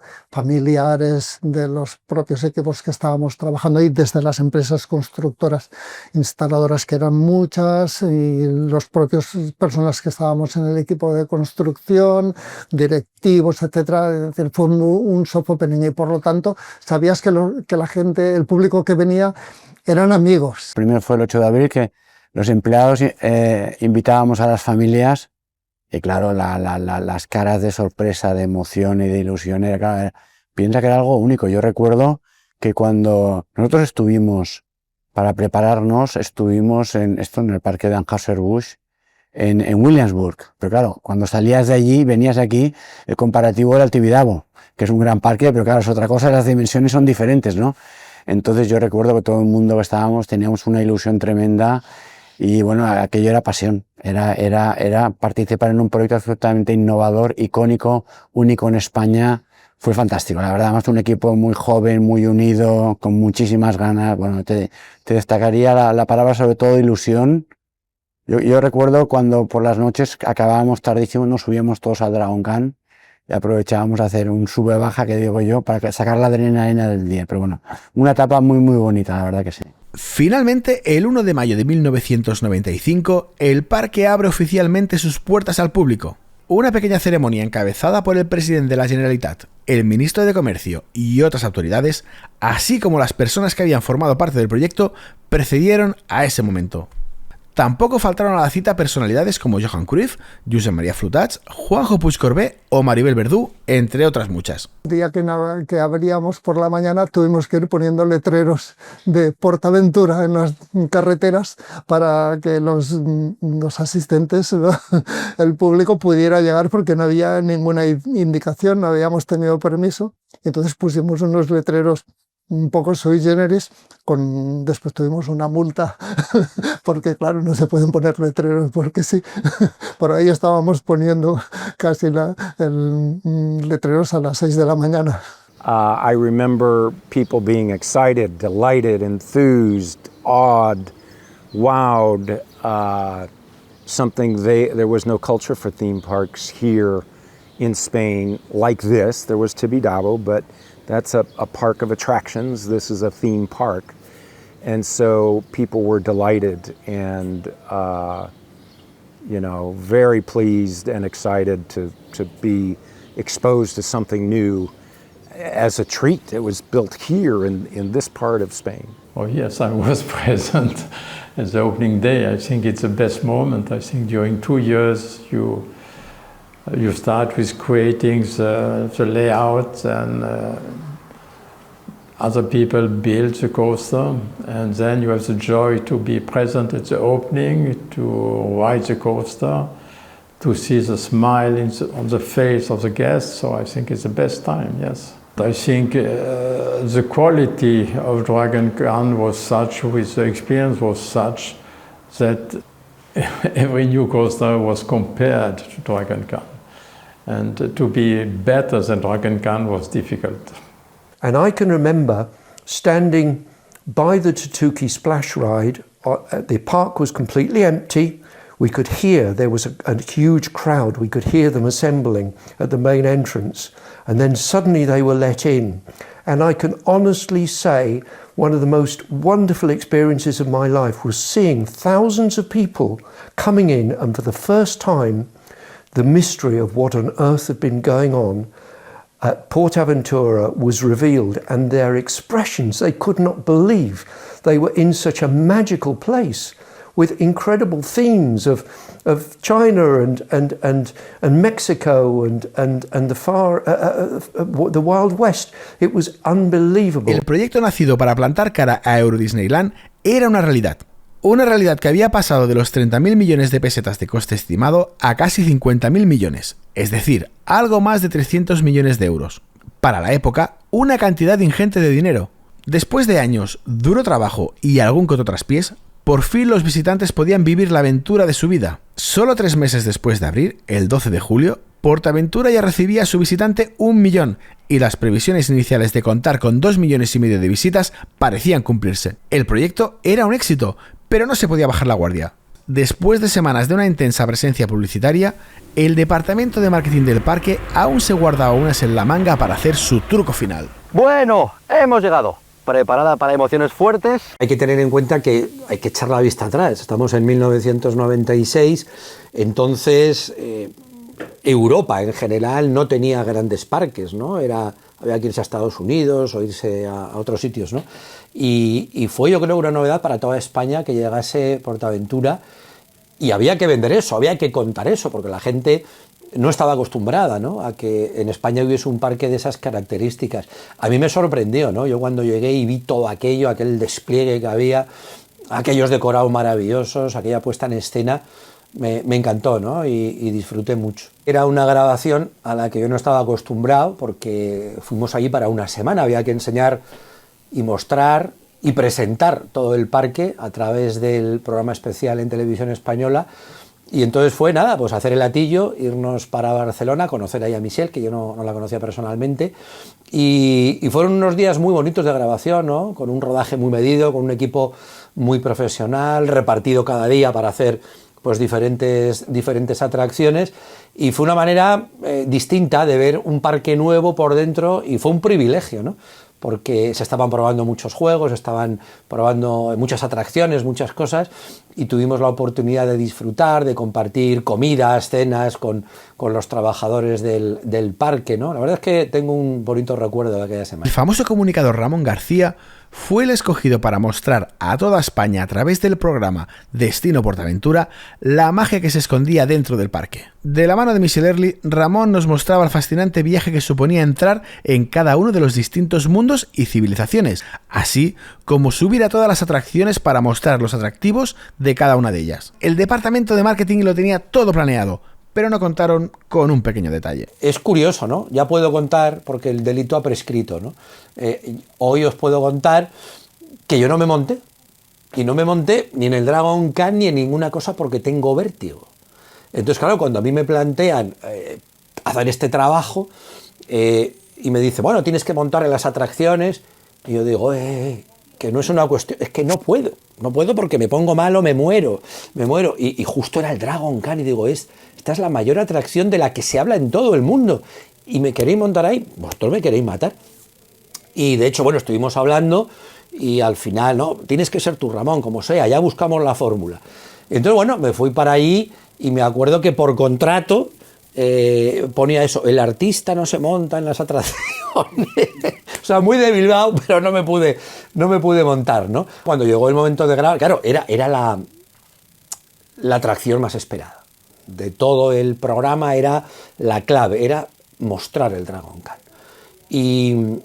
Y dijimos, bueno, ¿cómo lo hacemos? Y digo, bueno, pues como se ha hecho toda la vida, falseando un poco, ¿no? Entonces buscaron un doble de Ramón, le vistieron igual, con unos vaqueros, con una camisa, me acuerdo, como roja, así de cuadros que yo llevaba, creo recordar.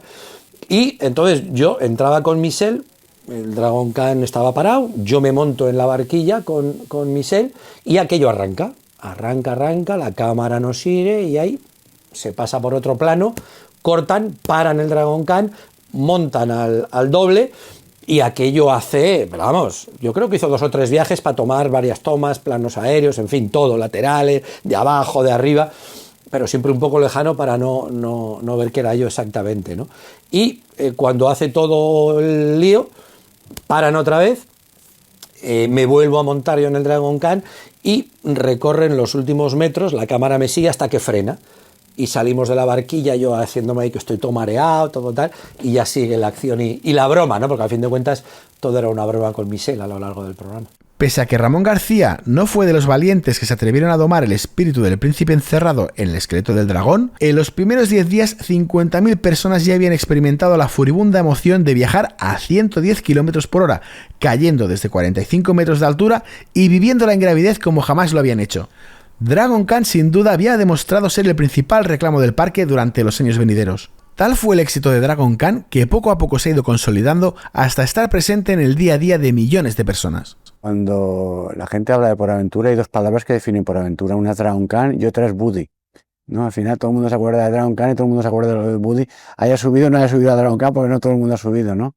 Realmente nos define, ¿no? Yo creo que además digamos que Dragon Khan ha tenido la fuerza de ir más allá del mundo de los parques. Yo diría que en los diálogos habituales, cuando quieres hablar de experiencias extremas o adrenalinas, incluso las subidas y bajadas de la bolsa, se utiliza de manera habitual. Esto ha sido como un Dragon Khan. Me va el Dragon Khan. Yo viví un Dragon Khan. Un Dragon Khan en forma d'índex borsari. La gráfica tiene la misma caída que el Dragon Khan. Es como una montaña rusa, ¿no? Como un Dragon Khan. No sé, tío, es como ir a PortAventura y no subirte en el Dragon Khan. No, I was not imagining that it can become a word to describe another experience. We know, however, that coasters can create emotion, and emotion which lasts. I think Dragon Khan is an example. There's other coasters which are an example, and we are very proud of that. No, porque Dragon Khan es un icono. Se ha convertido en un icono. Más que icono, se ha convertido en un elemento de la cultura, no solo catalana, sino española. Es decir, hoy utilizamos la palabra Dragon Khan y seguramente mucha gente que no ha subido ni lo ha visto nunca, ¿no? Es decir, quiere tiene significado propio. Con su silueta inconfundible, sus giros y la velocidad de paso por sus elementos, Dragon Khan no solo forma parte ya del skyline de PortAventura, sino que se ha convertido en un símbolo de cultura pop presente en la consciencia colectiva de toda una sociedad. Lo demás, como se suele decir, es historia. Una historia que nos ha acompañado durante más de 30 años y de la cual aún quedan páginas por escribir a día de hoy, ya que esta bestia de acero sigue funcionando a pleno rendimiento. La pregunta que deberíamos hacernos es ¿y cómo Dragon Khan, después de 100 millones de visitantes desde 1995, sigue en tan buen estado de forma? La respuesta, como en la mayoría de los casos, es el mantenimiento.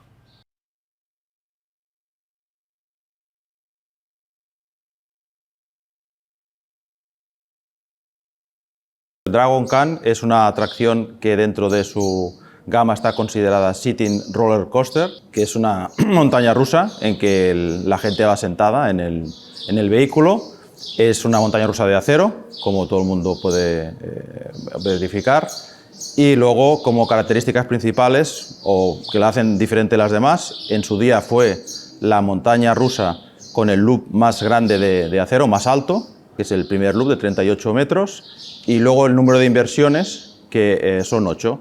O sea, en 8 puntos de la atracción los pasajeros se quedan invertidos. Es otra característica del Dragon Khan. En cuanto a número de unidades, pueden funcionar simultáneamente 3 trenes y la capacidad de la atracción es otro gran qué de la atracción, que es que en cada tren pues, se puede ubicar 28 pasajeros. En el Dragon Khan, como en la mayoría de tipología de estas atracciones, de este tipo de atracciones, utilizamos básicamente 3 grandes bloques de mantenimiento. Una parte es la estructura, se basa en la revisión diaria de lo que son los anclajes de la atracción, los pilares, lo que es la estructura metálica que la gente ve en sí. Esta sería casi la primera tarea que se hace cada día a las 6 de la mañana.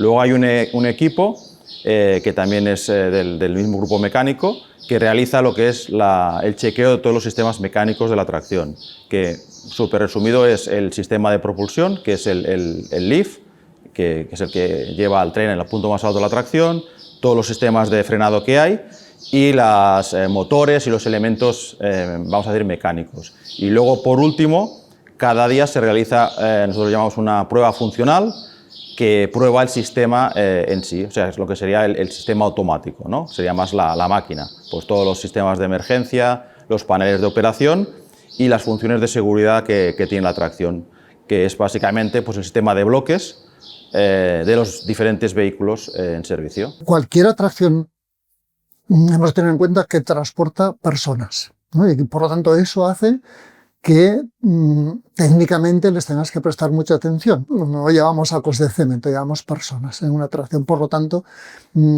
hay que cuidarlo muchísimo. Hay rutinas diarias, es decir, cada día el Dragon Khan revisa una serie de puntos claves, entre ellos siempre cada día los sistemas de seguridad informáticos. Se chequean, se prueban.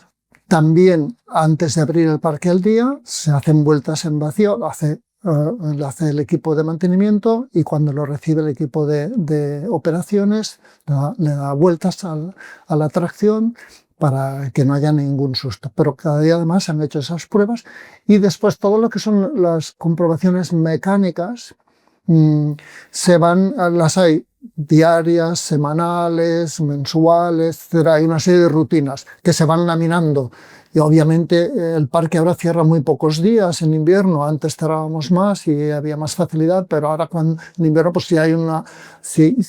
si hay que hacer alguna operación, supongamos en una cimentación, pues tendrás que hacerla en invierno, no la puedes hacer durante el funcionamiento, ¿no? Pero en general se van todas laminando para que tengas una carga de trabajo similar todo el año y centrarte a un mes en invierno que tengas que hacer las cosas más programadas. Una cosa importante que se hace también es la recertificación anual de la atracción. Provide the park with maintenance manuals, and I'm convinced that the park follow the maintenance manual. Maintenance manual, you have daily maintenance, you have weekly maintenance, monthly maintenance and yearly maintenance. The park, B&M, everybody in the industry feel about safety, and following strictly the maintenance manual is important, so I'm sure they did.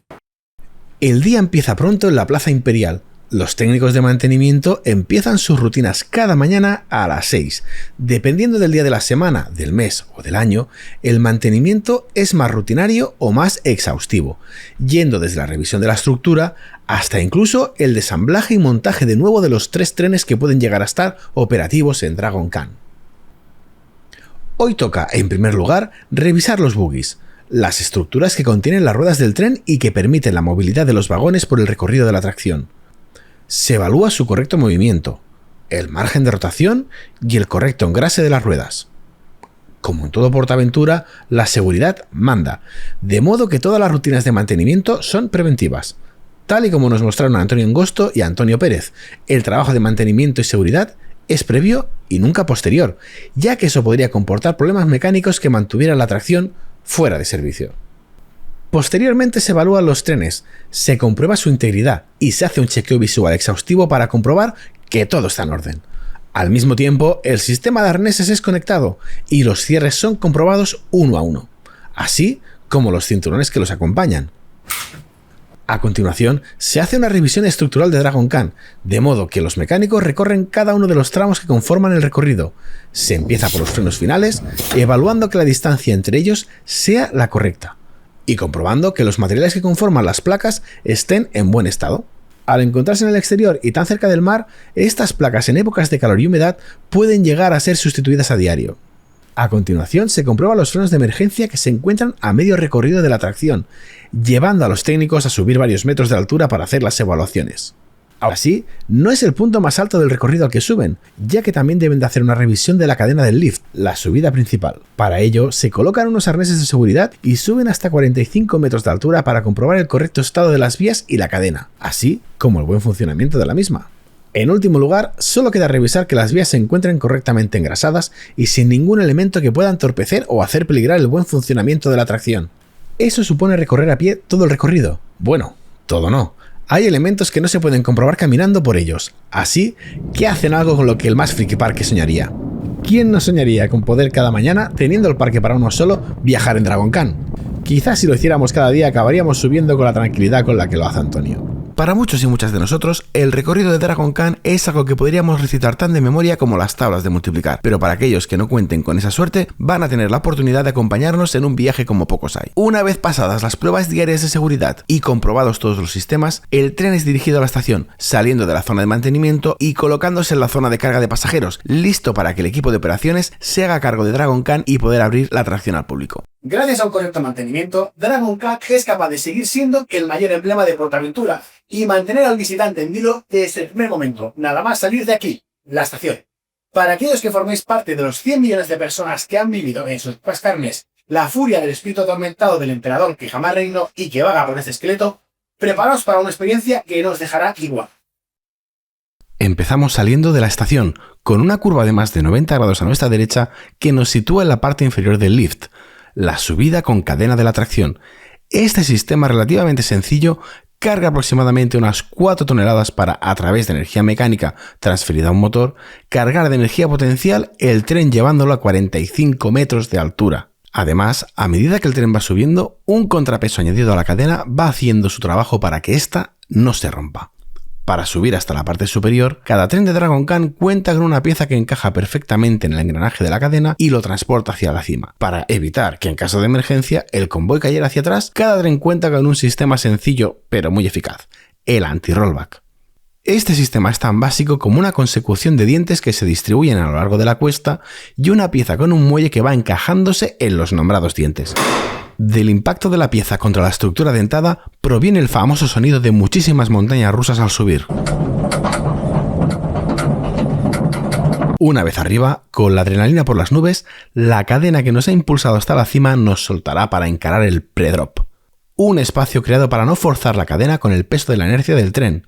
Será entonces cuando una pequeña curva de 90 grados nos permitirá encarar la gran bajada hasta alcanzar una velocidad de 110 km por hora. Ya abajo, nuestro cuerpo pesará casi 4 veces más de lo normal, ya que experimentaremos una fuerza de 3,5 Gs, es decir, casi 4 veces la fuerza de la gravedad en nuestro cuerpo. A continuación, el recorrido enlaza con un elemento muy icónico, la primera inversión. Durante años, este loop ostentó el récord de ser el más alto del mundo, llevándonos desde el suelo a hasta 36 metros, unos 12 pisos de altura. Seguidamente, tomaremos un giro a la izquierda para ponernos boca abajo y realizar un elemento llamado dive loop, cuyo nombre está inspirado en las acrobacias aéreas. Seguimos y llega el momento de pasar el Zero G Roll, creado y pensado para que experimentemos la sensación de ingravidez, sintiendo como nuestro cuerpo flota en el aire durante unos instantes. Después del Zero G Roll es el turno de, probablemente, uno de los elementos más característicos de Dragon Khan, el Cobra Roll. Este elemento del recorrido, denominado así por su parecido a la cabeza de una serpiente, nos hará pasar 2 veces boca abajo, desorientándonos de nuevo antes de llegar a los frenos de bloqueo. Estos frenos están situados a mitad del recorrido y cumplen una función de seguridad, permitiendo evacuar el tren con facilidad en caso de emergencia. Una vez superados los frenos, nos espera una segunda bajada, de menor tamaño que la anterior, situada a 29 metros de altura. Esto nos proporcionará la velocidad suficiente para atravesar sin dificultad el segundo loop vertical del recorrido. En este punto, la desorientación y las fuerzas nos generan una intensidad que, tomando la perspectiva del tiempo, nos hace dimensionar cómo de imponente fue en 1995 Dragon Khan. Seguiremos el recorrido tomando una curva a la izquierda para dar paso a los 2 últimos elementos del trazado, conocidos como Interlocking Corkscrews, es decir, unos sacacorchos entrecruzados. Tras superar estos últimos giros, nos dirigimos hacia la recta final, donde los frenos reducirán gradualmente la velocidad del tren hasta detenerlo por completo, concluyendo así el recorrido. Y aquí acaba todo. Solamente los más valientes han sido capaces de tomar el espíritu de Dragon Khan, sintiendo como nunca la velocidad, la ingravidez y la intensidad como nunca antes ha vivido. No sabemos qué pasará con Dragon Khan en los próximos años, pero simplemente desearle lo mejor y le agradecemos por haber sido de los afortunados que hemos podido viajar a China tantas y tantas veces para intentar domar el espíritu de Dragon Khan.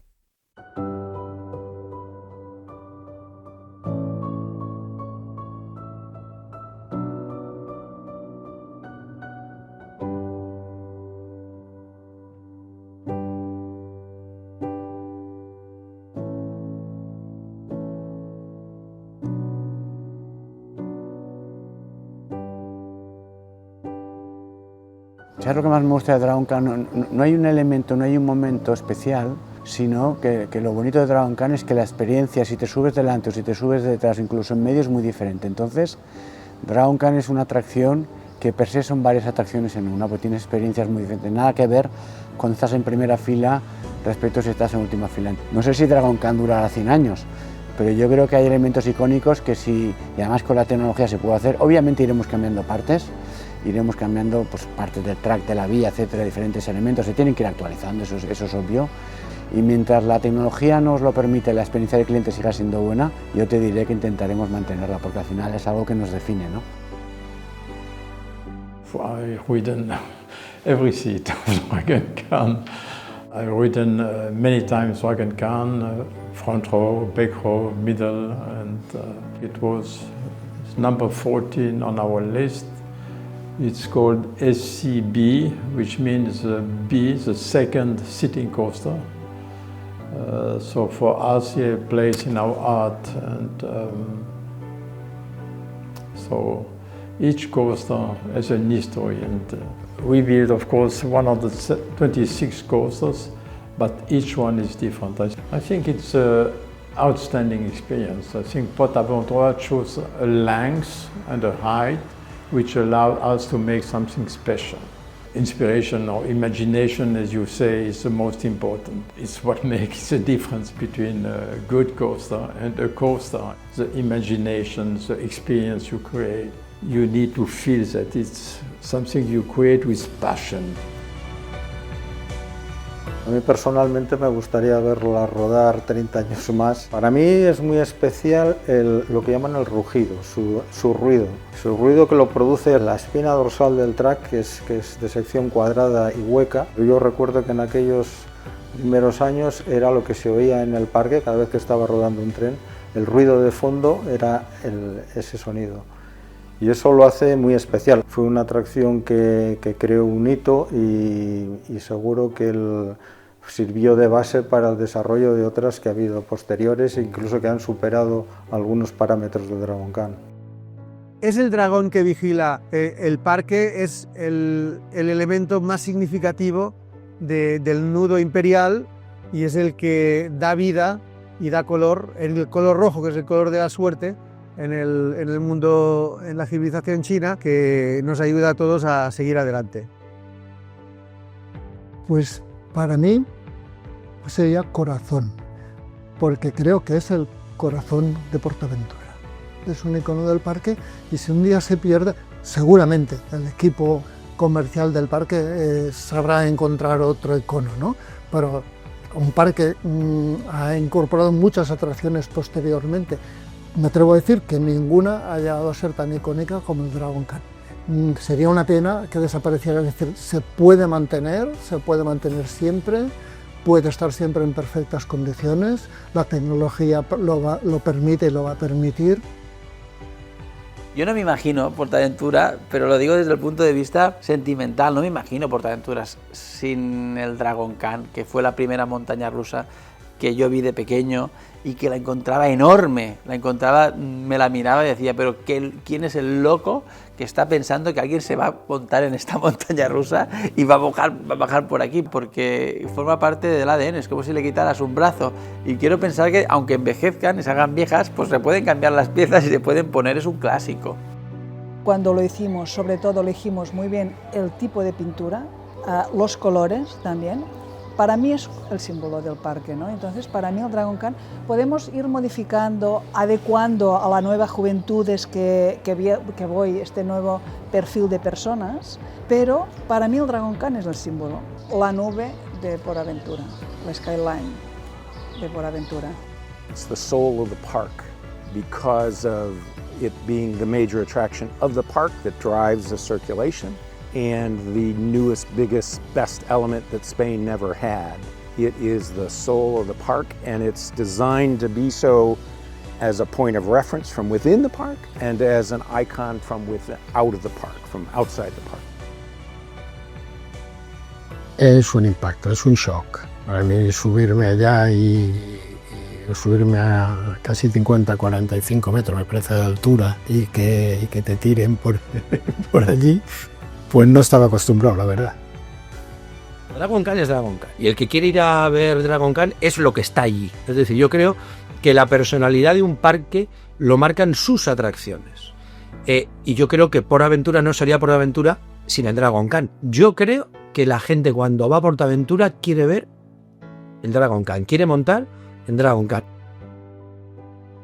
Es como el motor, ¿no? Cuando le das al motor y oyes el ruido del motor y dices, ostras, esto funciona bien.